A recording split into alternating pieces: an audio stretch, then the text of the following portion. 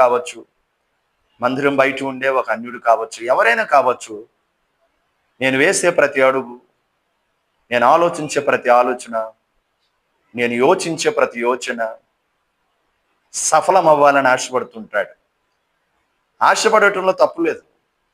అయితే సఫలం చేసేవారు ఒకరున్నారు. వారే దేవుడు, వారే నజరేయుడైన యేసు క్రీస్తు వారు. Praise the lord. ప్రియ దేవుని జనాంగమా, నీ కోరికలు, నీ ఆశలు, నీ ఆశయాలు, నీ ఆలోచనలు, నువ్వు తీసుకునే నిర్ణయాలు, నువ్వు అడుగేసే ప్రతి అడుగు, ఇవన్నీ కూడా దేవుడు చూస్తున్నాడు. దేవుడు సకల జనులందరినీ చూస్తున్నాడు. సకల జనులందరినీ కూడా పరిశీలిస్తూ ఉన్నాడు. ఆశపడిన ప్రాణంను తృప్తిపరిచే దేవుడు యేసు క్రీస్తు వారు. వాక్యం సెలవిస్తూ ఉన్నది.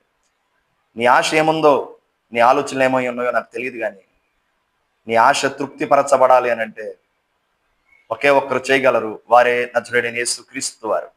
మంచిది. అయితే నీ త్రోవలన్నీ కూడా సరళం అవ్వాలి. మొదటగా నీ ఆలోచనలు సఫలం అవ్వాలంటే నీ త్రోవలు సరళం అవ్వాలి. నీ త్రోవలు సరళం చేసేవారు ఈ ప్రపంచంలో ఒక్కరే.